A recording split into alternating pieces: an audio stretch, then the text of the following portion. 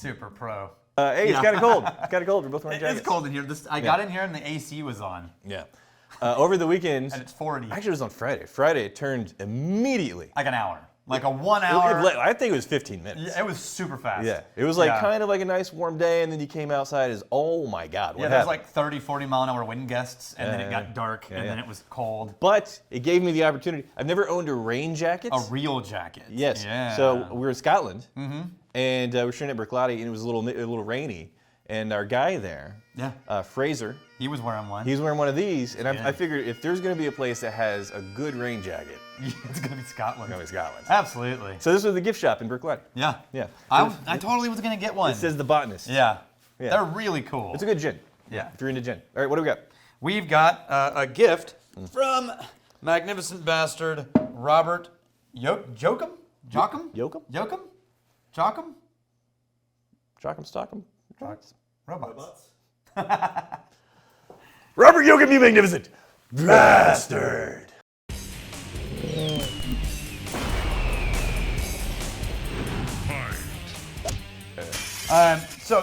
Jochim? There's a lot to this story. But Jochim? it actually makes me kind of excited Jochim. to try this. Yes. Okay. WhistlePig. So at first I thought this is just shtick, right? They took a WhistlePig, they stuck it in a semi-truck, they called it a barrel house on wheels. And then they drove it all over America to road age it. Yeah. Okay. You know what would be really impressive though? Is if they had a rogue delivery driver and he absconded with a truckload of whiskey and he was on the run for a long time. So it's like Smokey and the Bandit. Yeah, and then finally they reclaimed the whiskey and then they said, hey, let's turn it into a release. What I would be disappointed by is if as soon as they got in the semi-truck, they didn't both immediately all go, eastbound and down, rolling up and trucking. So they... what do we know about WhistlePig? Okay, so this is their whiskey, supposedly that they actually made versus the sourced Canada stuff. Which is what they in basically theory, built the brand on. Yeah, they call it farm stock. That's what they made. Yeah, we've had that before. Right? Now, they took that and they transferred it into Bordeaux casks from Jordan Winery. Okay.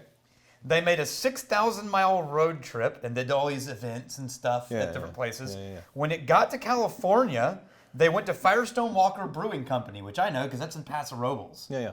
And in Paso, they transferred the whiskey into Firestone Imperial Stout barrels, Imperial Blonde Ale, and Experimental Ale barrels, and then drove them back to Vermont. Okay. So it started in their barrels, then went Bordeaux to California, and then beer on the way back, meantime being sloshed around. This is I think that's kind of cool. It's a very interesting mutt. Yes. Right? Any one of those things could have been kind of like, that's an interesting thing to do, but they did multiple things. They put it on the road for a long time. How much effect do you think the agitation, just being that constant vibration on the road for all those miles, how much of an impact do you think that I don't know had? how much, but I know it would absolutely have an impact, no question. Probably more than an ocean voyage even. Yeah, I think because of vibration. I think it would be more so than some of these brands that are doing sonic aging. They'll play like music, like the Metallica Blackened. They'll just play like loud music, and you'll have the vibration of the music, supposedly having the spirit interact with the wood in a different way. Save that. That would have a more meaningful amount of just agitation. I think so. This is the original farm stock. Okay, So save that. Yeah. But first smell this. I'm not hating the nose. I already smelled this. Ooh, very berry forward. Yes. Like candied berries and... Oh, it's a very sweet, light honey with those berries. A little bit of a light hay, but it's like so faint. It's mostly berry vanilla dominant. Is there like a sugared apricot? Yeah, it's berries and cream with apricots. Yeah. Smells really good. Really bright and fresh and fruity and sweet. Oh, it tastes like it smells. It's a little drier. Oh, it is. A little more tangy at the end, but it starts sweet, and then the bottom layer is this slight tannic, which I'm guessing comes from the agitation. Yeah. Let's see what the farm stock original was. It does land with more tannic than you would be expecting from the nose. Did you already get on the farm stock? Well, the farm stock is a blend of Canada, Indiana, and Vermont. That smells. It smells more classically. Yeah. Oaky, honey, and so they must have taken vanilla. the same kind of blend, like a mix of their stuff mixed with other people's stuff, then put it in these barrels. That's rye. That's just... And it's the rye everyone thinks of when they think rye. Yep. It's that spearmint. A little bit herbal. And licorice and... Sweet. almost dill, but not quite. So we just took the quickest, most rapid fire approaches to these, but based on first impressions, what do you like so far? Of the new one?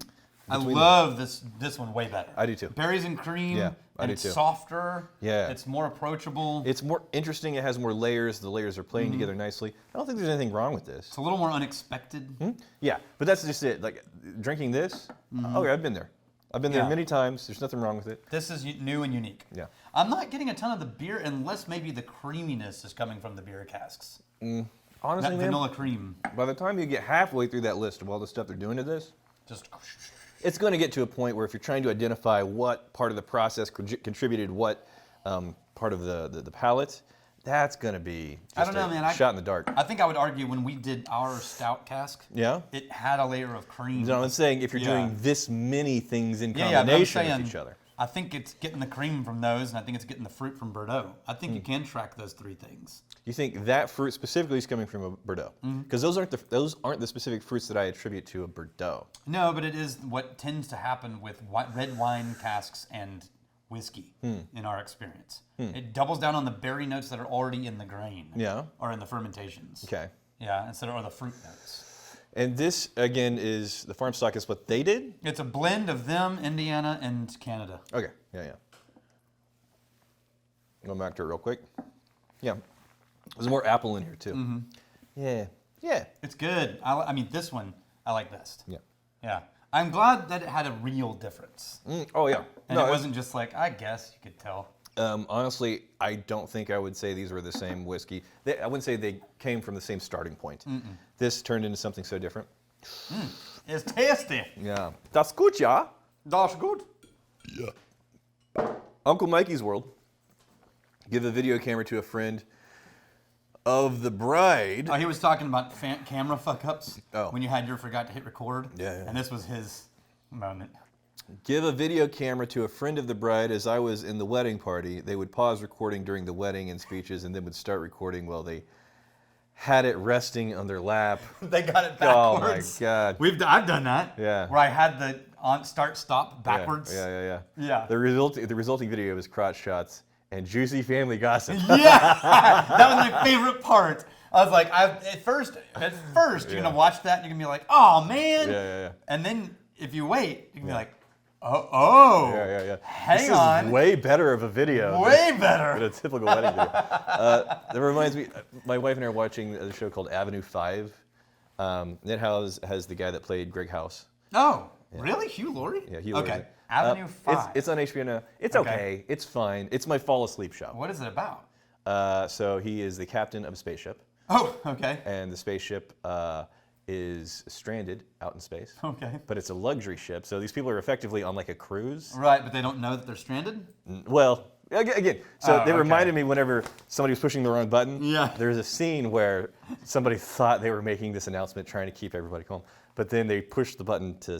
Oh. Yeah, and then like they stopped it, like, oh shit, I can't believe. I hope they buy it. That's total. And that's what went out into the world? They have no idea how screwed we are. Yeah, the show's fine. It's a good fall asleep show. Like if you miss some stuff. Is it meant to be comedy, just pure comedy? Yeah, it's a situational type of deal. It's fine. Mark Hines. Yeah, great idea for the Whiskey Tribe episode. Age some whiskey in an old root beer barrel, if those exist. Old root beer barrels. Have you ever heard of barrel-aged sodas? I didn't know you could do that. But I mean, it would go flat. Would you carbonate it no, afterwards? you would carbonate it after, right? Yeah. So. And then the sugar would kind of go bad, wouldn't it? The sugar would start to get funky and gross and weird. It would start to gross. It would gross that's stuff. What made me think. I don't know if you could do that. It would gross stuff. But I did Google barrel-aged root beer, and there were products. Huh. So I wonder how you do it. I don't know. If we could find how they do that, I'd be down. Yeah.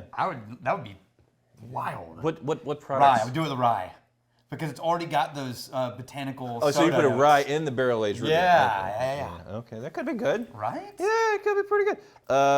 WhistlePig, this elaborate, what seemingly could have been just a bit of a shtick, hey, let's slap some stuff. No, it turned out good. Yeah, it turned out definitely different. I always like it when that happens, whenever they do interesting things and you can tell the difference, as opposed to trying to squint and imagine, hopefully, stuff did it. Because you know, with a project like that, it's also going to come with a higher price point. Right. Because there's so much unique stuff. But yeah, it's like it. I like it. It's nice.